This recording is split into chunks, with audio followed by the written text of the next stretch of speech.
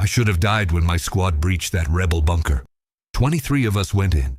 2 came out. I wasn't supposed to be one of them, but something far worse than death was waiting for me. My name is Kale Torin.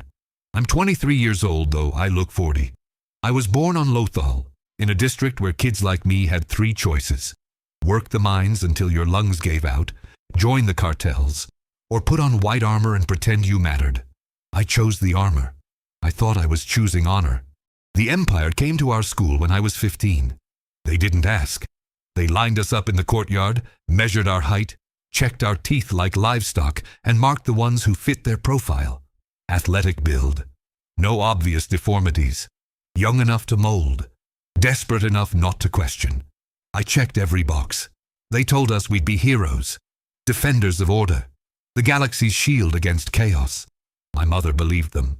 She pressed my hand to her cheek and whispered that I'd make our family proud. I can still feel the wetness of her tears on my knuckles. That was the last time anyone touched me with love. The transport to the academy was cramped. 47 recruits packed into a cargo hold designed for 30. The air tasted like recycled sweat and fear, though none of us would admit the fear part. We were all trying to look strong, shoulders back, chins up. A kid across from me, couldn't have been older than 14, kept whispering prayers to some deity I didn't recognize. His lips moved constantly, forming words that disappeared into the engine's roar. I remember thinking he wouldn't last a week. The academy on Karita was a fortress carved into black rock. Every surface was hard angles and cold metal. No curves, no softness, nothing that suggested mercy or comfort. When we disembarked, a wall of instructors in gray uniforms stood waiting. Their faces could have been carved from the same stone as the building. One of them, a woman with a scar bisecting her left eyebrow, swept her gaze across us like we were insects she was deciding whether to crush. "You are nothing," she announced. Her voice cut through the wind. "You are empty vessels waiting to be filled with purpose. Some of you will become stormtroopers. Most of you will simply become examples of failure. We don't care which you choose." They stripped us immediately. Not just our clothes, but our names.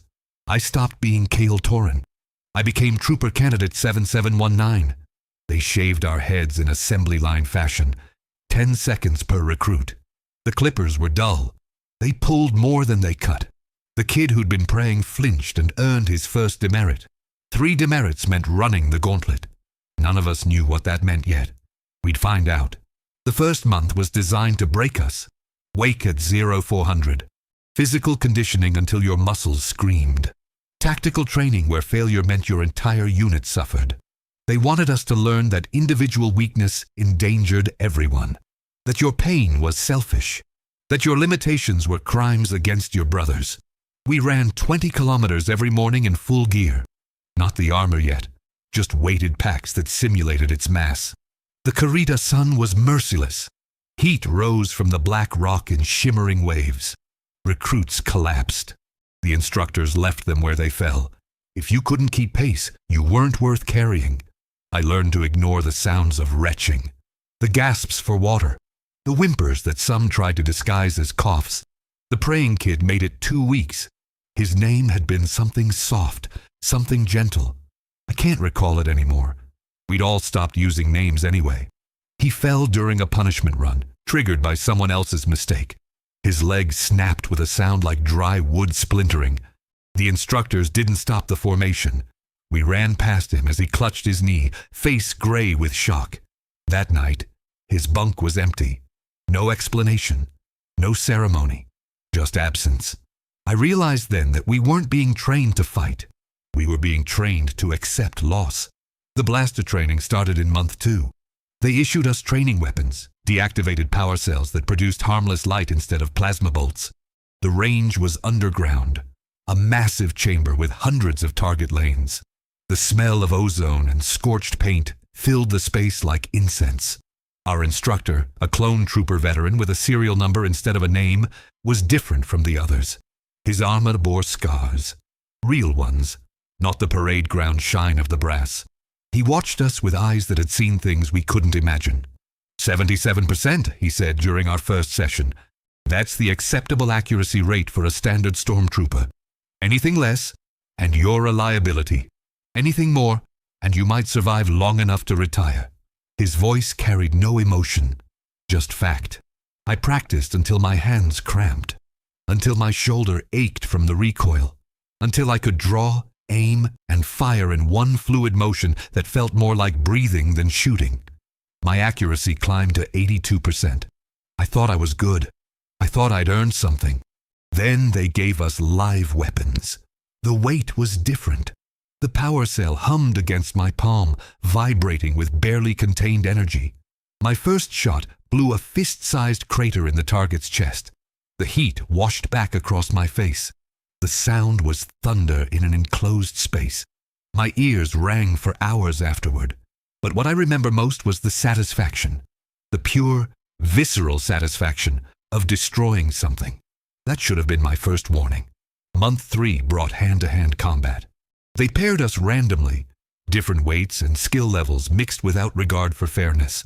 The mat was hard rubber that gave no cushion when you fell. Blood cleaned up easier than on other surfaces.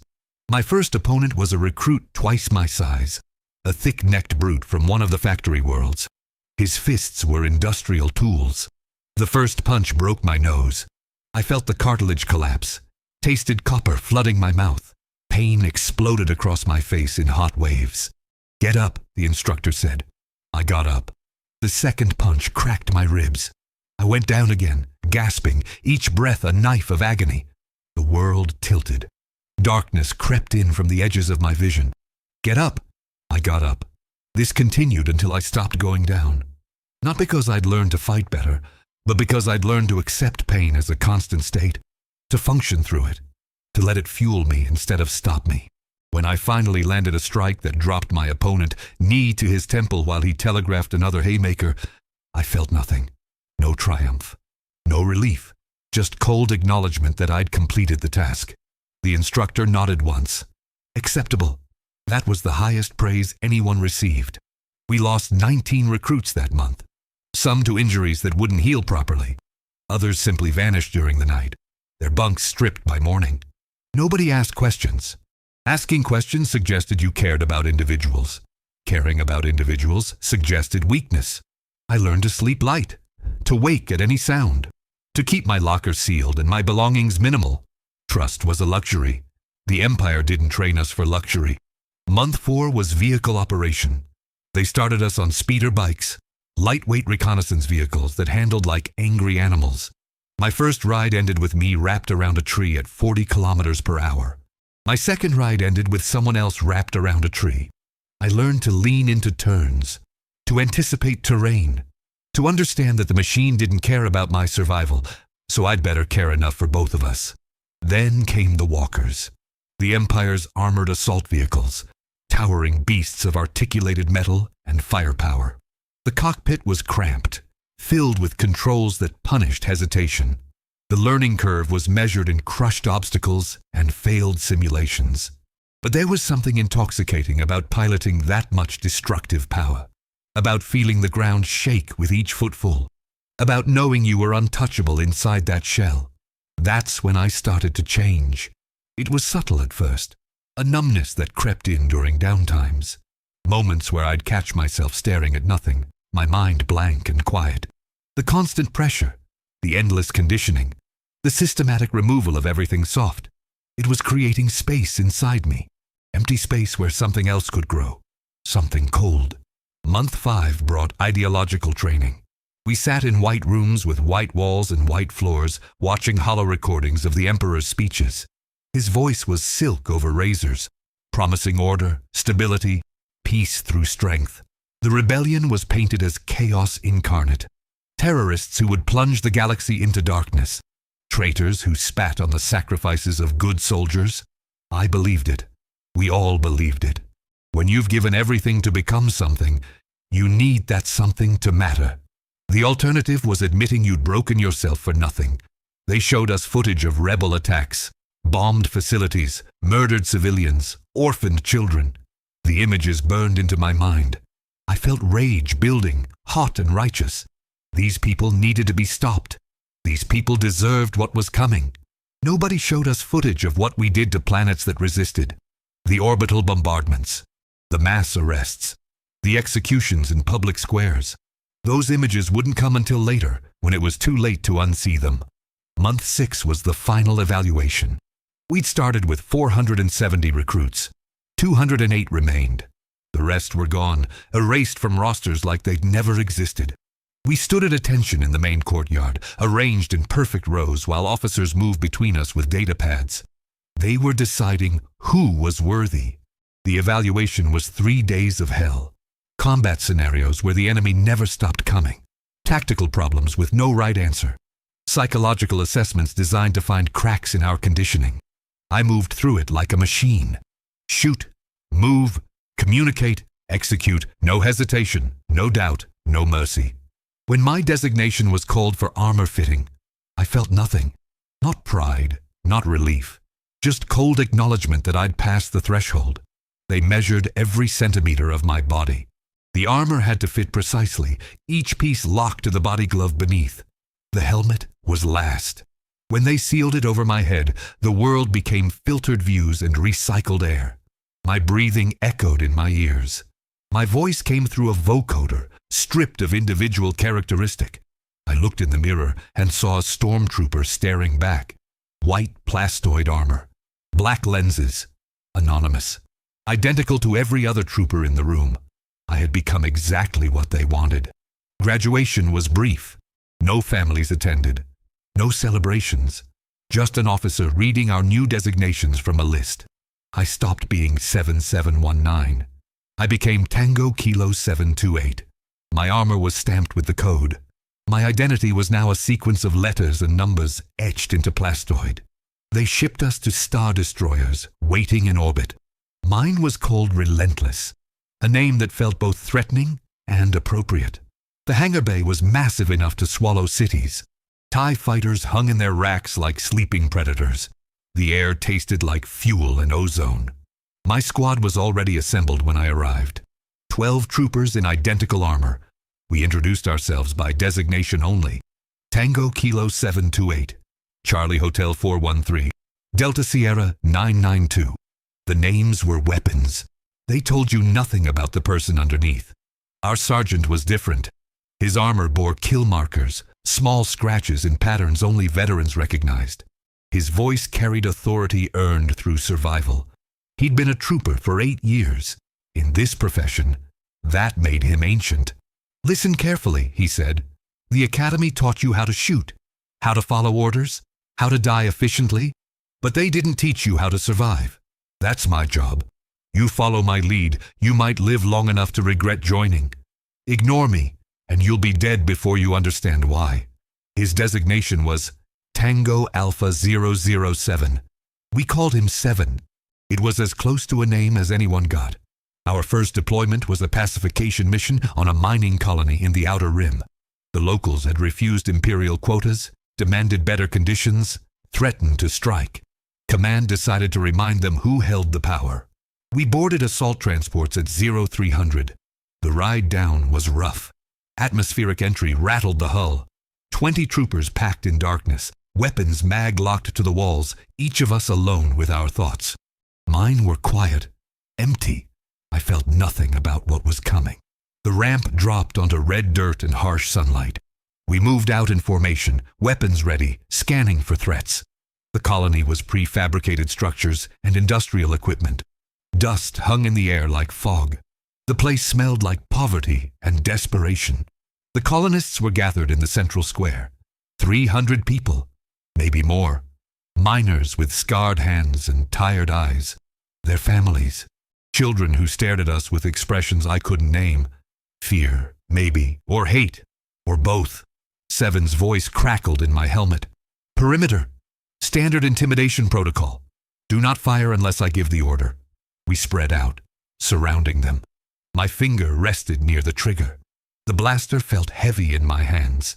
An Imperial officer stepped forward, reading charges from a datapad. Sedition. Breach of contract. Willful defiance of Imperial decree. The Emperor is merciful, the officer announced. Return to work. Meet your quotas. This incident will be forgotten. Nobody moved.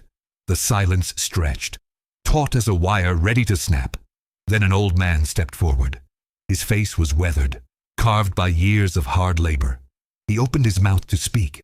Seven's voice cut through the calm. "Warning shot!" The trooper next to me fired. The bolt took the old man in the chest. He dropped like something weightless. The sound of his body hitting dirt was softer than I expected. Chaos erupted. People screamed. Some ran. Others surged forward. Seven's voice came again, calm and cold. "Fire at will." I raised my weapon, sighted down the barrel, squeezed the trigger. The blaster kicked against my shoulder. A woman in work clothes stumbled, a smoking hole where her stomach had been. I adjusted, fired again. A man trying to shield a child. Both went down. Time became strange, fragmented. I remember firing, reloading, firing again. The smell of ozone and burnt flesh. The sounds of death in all its variations. Screams, gasps, silence. My accuracy was good. 82%, maybe better. When it ended, the square was carpeted with bodies. 73 dead, 41 wounded. The survivors were herded into detention cells. We'd restored order. I felt nothing. That night, on the ship, I sat in my bunk and stared at my hands. They were steady, clean. The armor had protected me from the blood, from the physical evidence of what I'd done. I tried to feel something. Guilt, horror, regret, anything. But the Academy had carved out those parts of me, had filled the empty spaces with loyalty and duty and the certainty that what we did was necessary. The Empire brought order. Order required sacrifice. Sometimes that sacrifice was measured in bodies. I slept perfectly. The missions blurred together after that. Raids on suspected rebel cells. Security details on worlds that hated us. Patrol duty in cities where children threw rocks when we passed. Each deployment was the same. Follow orders. Apply violence efficiently. Return to the ship. I got better at killing. My accuracy climbed to 89%. I learned to anticipate targets, to aim for center mass, to confirm kills with a second shot, to clear rooms in the optimal pattern, to communicate coordinates under fire, to be a perfect soldier. The armor became a second skin. I stopped noticing its weight, stopped thinking about the filtered air, stopped seeing the boundary between me and it. We were one thing, one purpose. Seven noticed. After a particularly clean operation, he pulled me aside. "You're good, 728. Too good. That worries me." "Sir, troopers who are too good stop thinking. They stop questioning. They become machines." His voice was quiet. "Machines are easy to break." I didn't understand what he meant. Not then. Month 18 brought the mission that changed everything. Intelligence had located a rebel command post on a forested moon. High-value targets. Strategic importance. Command wanted them eliminated. We deployed in force. 6 squads. 72 troopers. Air support on standby.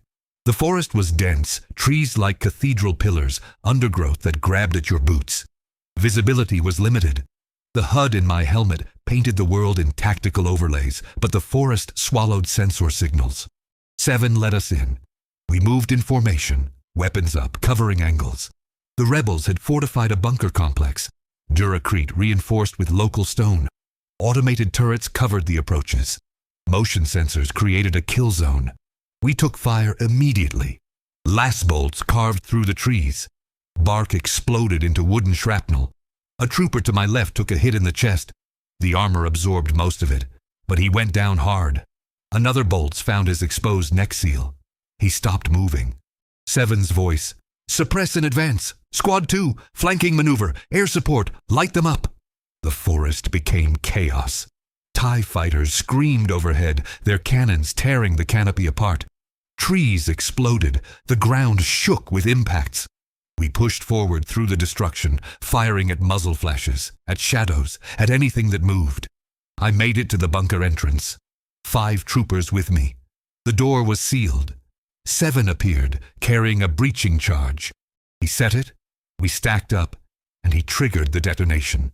The blast was deafening even through the helmet. The door blew inward.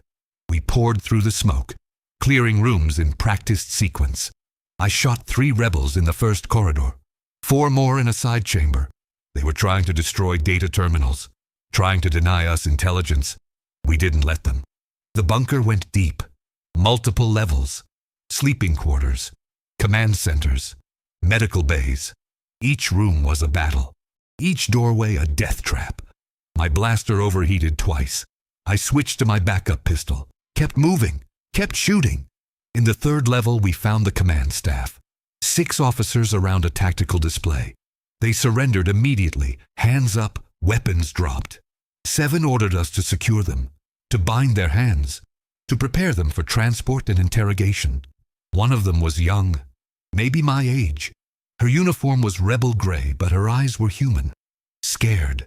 Human in a way I hadn't seen in months. She looked at me, right at my helmet lenses, and said, "Please, we're not terrorists. We're fighting for freedom, for our families. You don't have to do this." Her voice cracked. Her hands shook. I stood there, blaster aimed at her chest, and for the first time since the colony, I felt something crack inside the armor. Seven's voice. 728, status? Secured, sir. Good, get them topside. We marched them up through the bunker. Through the bodies we'd left behind. Through the destruction. The young officer was crying silently. Tears tracked through the dirt on her face. The others were silent, resigned. We reached the surface. The forest was burning. Orange flames climbed the trees, consuming everything. The sky was choked with smoke. Our transports were landing, ramps down, ready for extraction. Then the order came. Not from 7, from higher up, from the Star Destroyer in orbit. Command has reviewed tactical situation. Prisoners are to be executed. No witnesses, no intelligence value. Confirm. 7 went still. For 3 seconds, nobody moved. Repeat order, he said. Execute prisoners. Confirm and comply. I watched 7's back, watched his shoulders tense beneath the armor. He'd been a trooper for 8 years. He'd followed every order, done everything required. But this was something different. Acknowledged, he said. His voice was empty. He turned to us, to the 12 troopers who'd survived the assault. 23 had gone in. 11 hadn't come out. Now we stood in a burning forest with 6 rebels kneeling in the dirt, and we had orders. Form firing line, 7 said. We formed the line. 6 troopers. 6 targets. Perfect symmetry. On my mark. I raised my blaster, aimed at the young officer's back. Her shoulders shook. She was whispering something. Maybe a prayer. Maybe a name. Mark. My finger tightened on the trigger. But I didn't fire. Not because I couldn't. Not because my hands shook. But because in that moment, the crack inside me became a chasm. The thing the Academy had built. The perfect soldier, the empty vessel filled with loyalty and duty. It shattered. I saw what I'd become. What they'd made me. A machine that killed without question. Without thought. Without soul. The other troopers fired. 6 bodies fell. The young officer among them. Her whisper cut short. Her life ended by men who didn't know her name. Who'd never know her name. I lowered my weapon. 7 was watching me. I could feel it, even through the armor, through the helmet, through the distance that suddenly yawned between what I'd been and what I'd just realized I was. He didn't say anything. Not then. We extracted, boarded the transports, returned to the Relentless. In the barracks, while the others cleaned weapons and filed reports, 7 pulled me into a storage compartment, away from recording devices, away from witnesses. He removed his helmet. I'd never seen his face. Regulations discouraged it. We were supposed to be anonymous, identical, interchangeable. He was older than his voice suggested. Scars crossed his face like a roadmap of violence. His eyes were gray, tired, human. You didn't fire, he said. It wasn't a question. No, sir. Why? I didn't know how to answer. The words wouldn't form. The conditioning fought against the realization like 2 tectonic plates grinding together. Pressure built in my chest, in my throat. I saw her face, I finally said. I saw what we are. 7 stared at me for a long moment. Then he did something I'd never seen a trooper do. He smiled. It was sad, broken, but real. Took me 6 years, he said. You're faster than most. What do? You survive. You do your duty. You keep your head down. And when you get the chance, when the opportunity comes, you remember you're still human underneath the armor. That's all any of us can do. He replaced his helmet. The moment of vulnerability vanished. He was Tango Alpha 007 again, just another designation in the machine. But I knew what I'd seen. The months after that were different. I still followed orders, still fought battles, still wore the armor. But the empty spaces inside me weren't empty anymore. They were filled with doubt, with questions, with the faces of people I'd killed. The Academy had trained me to be a weapon. Perfect, efficient, lethal. But they'd forgotten that weapons eventually break. The cracks spread slowly at first. Hairline fractures in the foundation they'd built inside me. I'd wake in the middle of sleep cycles, my breath caught in my throat, the young officer's face floating in the darkness. Her whisper, the way her shoulders had shaken, the hole the blaster bolt left in her back. I still did my job, still followed orders, still marched in formation and fired when commanded. But something fundamental had shifted. The certainty was gone. The cold emptiness that had made me efficient now felt like rot eating me from the inside. Seven watched me carefully. Never spoke about it directly. Never acknowledged the change in words. But during missions, he positioned me away from civilian populations. Gave me technical tasks instead of enforcement duty. Assigned me to perimeter security rather than raid teams. Small mercies that probably saved my life, though I didn't realize it then. The other troopers noticed too. Not overtly. We didn't have the language for emotions anymore. But I caught them watching me, keeping distance, as if whatever was breaking inside me might be contagious, as if doubt was a disease that spread through proximity. Maybe they were right. Month 20 brought a rotation back to Lothal, my homeworld. Command was expanding the garrison, needed experienced troops to train local recruits. The irony wasn't lost on me. I'd left as a boy with dreams, returned as a weapon with cracks. The transport descended through familiar skies. I pressed my helmet against the viewport, watching the landscape unfold below. Brown plains, scattered settlements, the capital city sprawling like a metallic infection across what had been farmland. The Empire had transformed everything, paved over the past, built their order on top of our history. We deployed to the main garrison, a fortress of gray duracrete and weapons emplacements. TIE fighters screamed overhead constantly. The sound never stopped. Day or night, the shriek of engines, the reminder of imperial power. Citizens had learned to ignore it. Background noise, the soundtrack of occupation. My first patrol took me through the sector where I'd grown up. The streets were narrower than I remembered, dirtier, the buildings more cramped. Or maybe I'd just gotten used to Star Destroyer corridors and military precision. Everything here seemed chaotic, organic, human.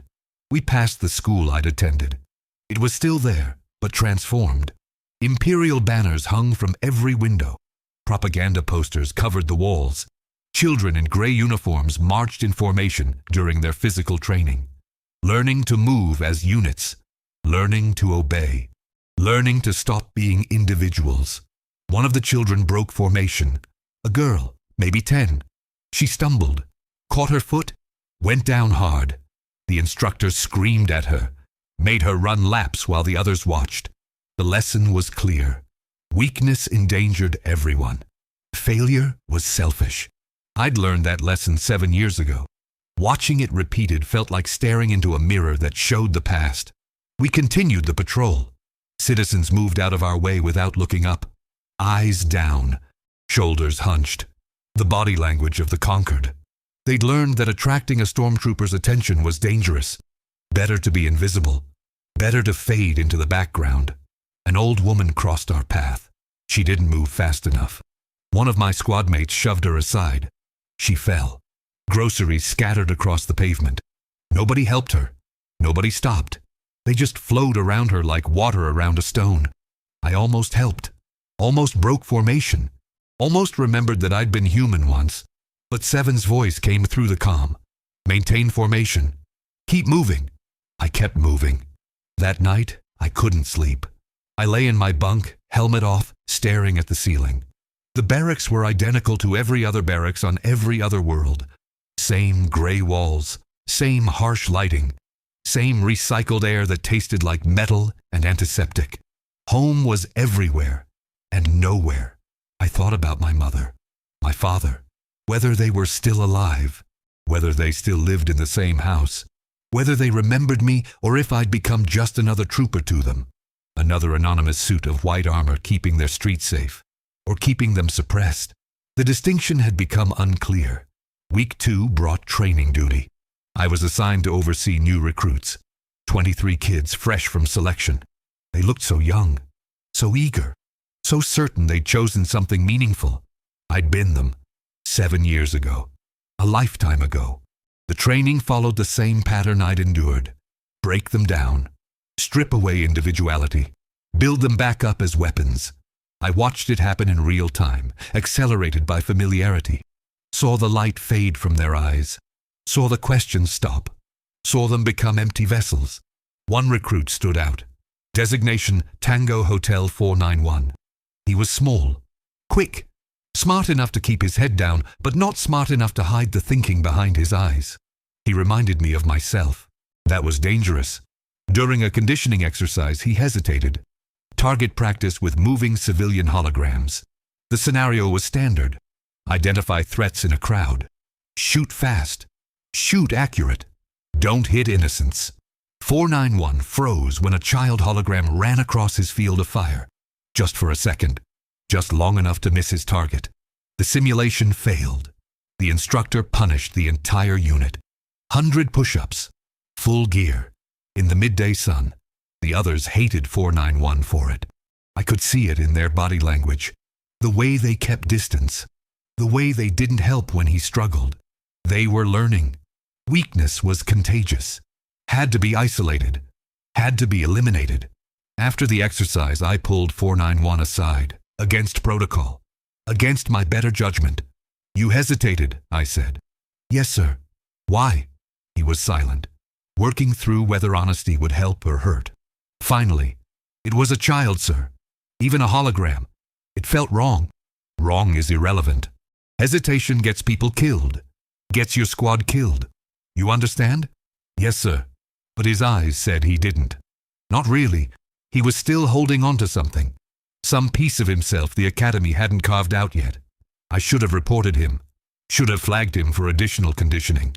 Should have done my duty as an instructor. Instead, I said, the feeling passes. Eventually, you won't feel anything. That's when you'll be ready. I meant it as a warning. He took it as advice.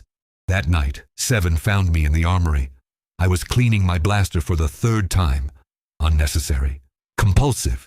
Hands needed to be busy so my mind couldn't wander. You're getting attached, he said. Sir, the recruit, 491. You see yourself in him. I didn't answer. Didn't need to. 7 sat down beside me, removed his helmet. We were alone. No witnesses, no regulations. I did the same thing, he said. 6 years ago. Saw a recruit who reminded me of who I'd been. Tried to help him. Tried to warn him. He paused. He didn't make it. Washed out in month 4. I don't know what happened to him after. Why are you telling me this? Because you're breaking 728. I can see it. Others will see it soon. And when they do, you'll be disappeared. Reassigned to some garrison where broken troopers go to fade away. Or worse. What's worse than fading away? 7 looked at me. His eyes were gray, tired, ancient, becoming what they want. Completely. No cracks, no doubts, no humanity left. Just the armor and the orders and the emptiness. He put his helmet back on. That's worse. He left me there with my blaster and my thoughts. Month 21 brought the incident that changed trajectories. A bombing in the capital. Rebel cell. 3 Imperial officers killed. Dozens civilians wounded. Command responded with overwhelming force. Lockdown. Martial law. Door-to-door searches. My squad was assigned to the residential sector. The poor district. Where I'd grown up. Where my parents might still live. We moved through streets I'd played in as a child. Kicking down doors. Searching homes. Dragging out anyone who looked suspicious. Which meant anyone who looked scared. which meant everyone. The arrests were arbitrary, random, a numbers game. Command wanted suspects. We provided suspects. Quotas filled. Mission accomplished. One house had a family cowering in the kitchen. Parents, 3 children. The father was the right age for rebel activity. The mother had worked at the government facility near the blast site. Circumstantial? Probably innocent. Probably. We arrested them anyway. The children screamed, clung to their parents, had to be pried away by local security forces. Their cries echoed down the street. Other families watched from windows, learning the lesson. This is what happens. This is the price of resistance. We moved to the next house, and the next, and the next. By evening, we'd arrested 47 people, processed them through detention, logged them into the system. They'd be interrogated, held indefinitely, maybe released, maybe not. It wasn't our concern. Our job was compliance. We'd achieved compliance. That night, I broke protocol again. Used a garrison terminal to search the civilian registry. Looked up my parents' names. My old address. They were still there. Both alive. Both registered as compliant citizens. No infractions. No flags. Model subjects of the Empire. I should have felt relief. Should have felt something. But all I felt was empty. Week 3 of the Lothal deployment brought me face to face with my past in ways I couldn't ignore. My squad was assigned to Market District Patrol. Routine, presence, reminder. The market was crowded. Vendors selling whatever they could scrounge. Customers haggling over prices inflated by imperial taxes. The air smelled like sweat and desperation and cooking food that made my stomach clench with hunger. Ration bars didn't prepare you for real food smells. We walked through in standard formation. 2 by 2. Weapons visible but not raised. The crowd parted like we were disease. Nobody looked directly at us. Nobody spoke above a whisper when we passed. Then I saw her. My mother. She was older. Gray hair. Deeper lines around her eyes. But unmistakable. She was buying vegetables from a vendor, counting out credits carefully. Making everyone stretch. The war had made everyone poorer. Everyone except the Empire. I stopped walking. My squadmate bumped into me. 728, keep moving. But I couldn't. I stood there, 10 meters from the woman who'd raised me, who'd pressed her tears to my hand and told me I'd make the family proud, who'd believed the Empire's promises. She turned, looked in my direction. Her eyes passed over me without recognition. I was just another Stormtrooper. Anonymous. Identical. Not her son. Just another piece of the occupation. Something broke inside me. Not dramatically. Not with sound or fury, just a quiet snap. Like a cable under too much tension finally giving way. Seven's voice crackled in my helmet. 728. Report status. I forced my feet to move. Rejoined formation. Continued the patrol. Professional. Efficient. Empty. But I'd crossed another threshold. The academy had made me forget my humanity. The missions had buried it deeper. But seeing my mother look through me, seeing what I'd become reflected in her non-recognition, that excavated something I'd thought was dead, it hurt. God, it hurt. Like nerve endings firing after being numb for years. The pain was exquisite, unbearable, real. I was feeling again, and feeling was dangerous. That night, I made a decision. Not consciously, not with planning or logic, just a certainty that settled into my bones like inevitability. I couldn't do this anymore. Month 22 brought the mission that sealed my fate. Intelligence reported rebel activity in the agricultural zones. Suspected weapons cache. Possible training facility. Command wanted it eliminated. We deployed at dawn. 50 troopers. Air support. Overwhelming force for what intelligence suggested was a minor cell. But the Empire didn't do proportional. The Empire did absolute. The target was a farm complex, fields, barns, residential structures. It looked peaceful from above. Pastoral. Wrong target, maybe. Intelligence failures happened. But orders were orders. We surrounded the complex. Standard containment protocol. Nobody in, nobody out. Then the assault teams moved in while we held the perimeter. I was positioned near a small house at the edge of the property. Single story. Flower boxes in the windows. Laundry hanging on a line. Someone's home. Someone's life. The assault began. Blaster fire. Explosions. Screaming. The sounds of violence filtered through my helmet's audio processors, clinical and distant. I held my position. Scanned my sector. Waited. Then the door of the small house opened. An old man stepped out. Weathered face, farmer's hands. He wasn't armed, wasn't threatening. Just an old man investigating the noise. He saw me. Our eyes met across 15 meters of empty ground. "Please," he said. "My wife is inside. She's sick. Can't walk. Please don't hurt her. Standard protocol. Secure all civilians. No exceptions. No deviations." I raised my blaster. Aimed at center mass. Exactly as trained. The old man didn't run. Didn't beg. Just stood there with his hands up. Dignity intact, even facing death. I thought about my father. About all the fathers in all the houses on all the worlds. About how the Empire had made me into something that killed fathers for the crime of opening doors. My finger hovered over the trigger. Seven's voice. 728. Secure that structure. I should have fired. Should have followed protocol. Should have been the weapon they'd spent 7 years creating. Instead, I lowered my blaster. "Get inside," I told the old man. "Lock the door. Don't come out until we're gone." He stared at me, confused, suspicious. Then he nodded once and disappeared back into his house. I'd just committed treason. The thought was clear, crystalline. I'd prioritized a civilian's life over orders, had shown mercy, had chosen humanity, had chosen myself over the Empire. The mission ended within the hour. The weapons cache was real. 12 rebels killed. Intelligence seized. Tactical success. We extracted without casualties. Nobody mentioned the small house with the flower boxes. Nobody asked why I hadn't secured it. Either they hadn't noticed, or Seven had covered for me. Either way, I'd been granted a reprieve. But I knew what came next. That evening, Seven summoned me to a storage compartment. Private, unmonitored. He removed his helmet. So did I. We stood facing each other. 2 men in armor, 2 people drowning in what they'd become. "You're done," Seven said. It wasn't a question. "Yes." "Can't do it anymore." "No." He nodded slowly, reached into a compartment in his armor, pulled out a data chip, held it between us like an offering.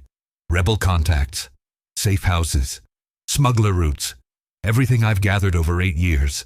His voice was quiet, measured. "Use it or don't, but if you're going to break towards something. Don't just fade away." I took the chip. It was small, weighed nothing, but it felt heavy as worlds. "Why are you helping me?" "Because I've been where you are. Standing at the edge, looking into the dark, wondering if there's anything worth saving inside the armor." He put his helmet back on. "There is, but you have to choose it. Have to fight for it. Nobody gives it back to you." "What about you?" "I made my choice a long time ago. I stay because someone has to. Someone has to try to minimize the damage, to protect the ones who still have pieces of themselves left." His voice carried through the helmet speakers, hollow and mechanical. "But my time's ending too. I can feel it. Seven, get out, Kyle, while you still can, while you still remember your name." He left, used my real name, the one I'd carried before they made me into a designation. Hearing it was like electricity through dead nerves. Painful, awakening, real. I stood alone in the storage compartment, data chip in my hand, and faced the truth I'd been running from for months. I wasn't a Stormtrooper anymore. The armor was still there. The training, the conditioning, but the thing that made me a weapon, the certainty, the emptiness, the willingness to be used, that was gone. I was just a man in white plastoid. Scared, lost, broken, but human. The plan formed over 3 days. Not elaborate, not complex, just simple and desperate and probably suicidal. But it was mine, my choice, my rebellion. I memorized the data chip's contents, safe house locations on 14 worlds, contact protocols, recognition codes. Then I destroyed the chip. Evidence was liability. I studied the garrison schedule, shift changes, security rotations, supply runs, found the gaps, the moments when attention drifted. When one more trooper in the crowd wouldn't register, I prepared mentally, told myself I could do this, that walking away was possible, that survival outside the Empire was achievable. The lies helped, made the fear manageable. On the fourth night, I made my move. Third shift, minimal staffing. Most troopers were sleeping. I dressed in my armor for the last time. Each piece locked into place with familiar clicks. The helmet sealed. The HUD activated. I looked like every other trooper in the garrison. That was the point. I walked through corridors I'd memorized. Nodded to passing patrols. Professional. Routine. Nothing suspicious about a trooper moving through his base. I reached the maintenance section. Civilian contractors worked here. Mechanics. Technicians. People who weren't soldiers. I found a locker room. Empty at this hour. Inside was a technician's jumpsuit. I stripped off my armor. All of it. Piece by piece. For 7 years, it had been my skin. My identity. My purpose. Removing it felt like shedding a corpse. I put on the jumpsuit. Felt fabric against my skin instead of body glove. The sensation was foreign. Wrong, but also liberating. I was invisible now. Not a trooper, just a worker. Nobody. I left my armor in the locker. Pristine, clean, empty. A shell without a soul. Then I walked out. Past security, past checkpoints, past the sensors and scanners and armed guards. I was nobody. Nobody was invisible. Nobody was free. I reached the civilian transport terminal. Used forged credentials Seven had provided months ago. Credentials he'd created for someone who might need them. For someone like me. The transport accepted my credentials. Assigned me to a supply hauler heading to the mid-rim. I boarded. Found a seat among cargo containers and exhausted workers. Kept my head down. Kept my breathing steady. The transport lifted. Cleared the atmosphere. Made the jump to hyperspace. And I was gone. The first week was survival. Jumping from transport to transport. Using different names. Staying in crowded ports where faces blurred together. I was paranoid. Constantly checking over my shoulder. Expecting Imperial security to appear at any moment. But nobody came. I was just one deserter among thousands. The Empire was too vast to chase every runaway trooper. They had bigger concerns. Wars to fight. Rebellions to crush. I was a rounding error in their logistics. That realization was both liberating and devastating. 7 years of my life. Everything I'd sacrificed. Everything I'd become. And I was too insignificant to chase. Week 2, I made contact with the rebellion. Used Seven's codes, transmitted from a secure terminal on a station so far out that the Empire barely knew it existed. The response came 3 days later. Coordinates, a time, instructions to come alone. I went, had no other options, no other path. The meeting was in a cargo bay on an asteroid station. 3 rebels, armed, suspicious. They searched me, questioned me, pressed blasters to my head while they verified my story. "You're Imperial," one said. "Woman. Scarred. Hard. Why should we trust you?" "You shouldn't," I replied. "I wouldn't trust me either. I've killed people like you. Followed orders that destroyed families. Been the enemy for 7 years. Then why are you here?" "Because I stopped believing. Stopped being able to do it. Stopped being the weapon they made me." I looked at each of them. "I'm not asking for forgiveness. I'm asking for a chance to fight against what I was." They debated, argued. The woman wanted to shoot me. Safer that way. But one of the others, an older man with kind eyes, advocated for caution. "We need people who know how the Empire thinks," he said, "who understand their tactics. He's valuable. He's dangerous," the woman countered. They were both right. Eventually, they decided to take me in. Provisionally. Under guard. With restrictions. I'd be watched constantly. Tested. Pushed. They'd find out if I was genuine or a plant. I didn't blame them. I'd have done the same. The rebellion was smaller than I'd imagined. More desperate. Less organized. They weren't the terrorist bogeymen Imperial propaganda painted. They were just people. Tired. Scared. Fighting because the alternative was submission. They gave me work. Logistics. Supply chains. Boring. Safe. Away from anything sensitive. I sorted cargo. Loaded transports. Did the manual labor nobody else wanted. It was humiliating for someone who'd been a soldier, an elite trooper. But I did it. Proved myself through tedious consistency. Showed up. Worked hard. Asked no questions. Made no trouble. Slowly, over months, the suspicion faded. Not completely. Never completely. But enough that they stopped watching me every second. Enough that they started including me in briefings. Asking my opinion on Imperial tactics. Enough that they started calling me Kale instead of the deserter. Year 1 after leaving the Empire brought the first real battle. A raid on an Imperial supply depot. Small operation. Low risk. But they needed every body. Needed someone who knew Imperial security protocols. They asked if I'd fight. I said yes. The raid went smoothly. We hit fast. Grabbed supplies. Extracted before reinforcements arrived. No casualties. Textbook operation. But when I saw stormtroopers through my scope, white armor, identical helmets, moving in perfect formation, I froze. Just for a second. Just long enough to remember. That could have been me. Still would be me if I hadn't broken. If I hadn't chosen differently. I pulled the trigger. The trooper fell. I moved to the next target. Professional. Efficient. A soldier again. But this time, I was fighting for something I'd chosen. Not orders. Not loyalty. Not conditioning. But choice. My choice. That made all the difference. Year 2 brought more missions. More battles. More chances to prove myself. I was good at it. The training never left. The muscle memory. The tactical thinking. I just pointed it in a different direction. The rebellion started trusting me. Giving me more responsibility. Leadership roles. Small unit command. I was good at that too. Knew how to motivate. How to plan. How to minimize casualties. How to keep people alive instead of getting them killed. But the past never left. I'd wake at night, sweating, seeing faces. The young officer in the forest. The old man at the mining colony. The rebels at the temple. All the people I'd killed in service to the Empire. The rebellion couldn't absolve me. Couldn't erase what I'd done.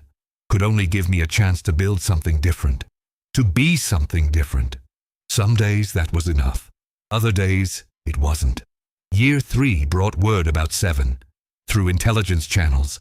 Through captured documents. Through the whispered network of information that moved through the rebellion. He was dead. Walked into an airlock. Chose his ending. The report was clinical. Designation Tango Alpha 007. Killed in action. Equipment malfunction. Imperial efficiency didn't allow for suicide. Didn't acknowledge that soldiers could break. Could choose death over service. But I knew. 7 had reached his limit. Had given everything until nothing remained. Had used his last breath to help me escape. To give me the tools to choose differently. I mourned him. The way you mourn someone who saved your life by sacrificing theirs. The way you mourn a friend you never really knew. The way you mourn yourself. The rebellion held no service. Didn't know who he was. To them he was just another Imperial casualty. Another number in the ledger. But I knew. And I remembered. And I carried his choice forward. Year 4 brought me back to Lothal. Full circle. The rebellion was planning a major operation. Liberating the capital. Freeing the occupied world. They needed local intelligence. Needed someone who knew the terrain. I volunteered. The operation was massive. Coordinated, 3 rebel cells, hundreds of fighters, air support, ground assault, everything we could muster. We hit at dawn. Simultaneous strikes across the city. Garrison, spaceport, command center, overwhelming force applied with precision. The battle was brutal. The Empire didn't surrender territory easily. Every block was contested, every building a fortress. Stormtroopers fought with the efficiency I remembered. The dedication I'd shared. But we had something they didn't. Purpose beyond orders. Belief beyond conditioning. We were fighting for our homes, our families, our choice. We won. Not easily, not cleanly, but we won. The garrison fell. The Imperials retreated.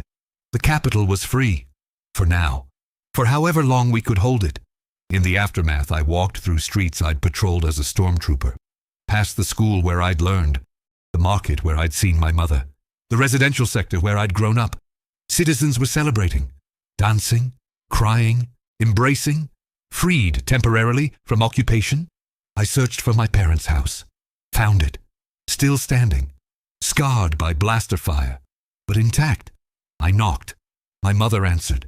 She was older, grayer, smaller than I remembered, or maybe I'd just gotten bigger, harder, changed by war and choice and survival. She looked at me, at my face, at my rebel clothes, at the weapon on my hip. Recognition dawned slowly, then shock, then something I couldn't name. "Kale," she whispered. "Hi, Mom." She pulled me into her arms, held me like I was still 15, still her son leaving for the academy, still innocent. I wasn't, could never be again, but I let her hold me anyway. Let myself be human for a moment. Let the armor fall away completely. "I thought you were dead," she said. "Or worse, one of them, one of the stormtroopers." "I was," I said. "For 7 years. I was one of them." She pulled back, looked at my face, searched for the boy she'd known. "But you came back." "I came back." We talked for hours. I told her everything. The academy, the missions, the things I'd done, the people I'd killed, the choice to leave, the years with the rebellion. She listened, didn't judge, didn't forgive, just listened. "Are you happy?" she finally asked. The question surprised me. Happy seemed like a luxury, a concept for people who hadn't been broken and rebuilt and broken again. But I thought about it, really thought about it. "I'm human," I said. "That's enough." She nodded, understood in the way mothers understand, in the way people who love you understand. "Then that's what matters." I left the next day. The rebellion needed me elsewhere. The war wasn't over. Lothiel was one victory in 1,000 battles.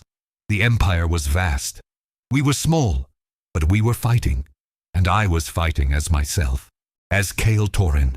Not Tango Kilo 728, not a designation, not a weapon, but a man who'd been broken and chosen to rebuild himself differently. That's what it means to live and die as a stormtrooper. To be carved into something efficient and empty. To kill without question. To serve without thought. To lose yourself in armor and orders and the cold comfort of certainty. And then, if you're fortunate, if you're strong enough, if something inside refuses to die, to find your way back, to choose humanity, to refuse the emptiness. Seven showed me that path, his sacrifice, his choice, his final gift. I carry it forward. Every day, every battle, every moment I choose to be human instead of a weapon. The Empire made me into something terrible. The rebellion gave me a chance to be something better. But the real victory was mine. Reclaiming myself, choosing who I wanted to be. I'm 31 years old. Look 50. Scarred inside and out. Broken in ways that will never fully heal. But I'm human. I'm free. I'm myself. And that's worth everything I've lost. Everything I've survived. Everything I'll face tomorrow. I was Tango Kilo 728. Imperial Stormtrooper. Perfect weapon. Empty shell. Now I'm Kale Torin. Rebel. Survivor. Human. And I choose to fight. Not for glory. Not for certainty. But because every day I remain myself. Every day I choose humanity over obedience. Every day I refuse to be what they made me. That's a day the Empire didn't win. That's my story. That's what it's like to live and die as a stormtrooper who remembered he was human.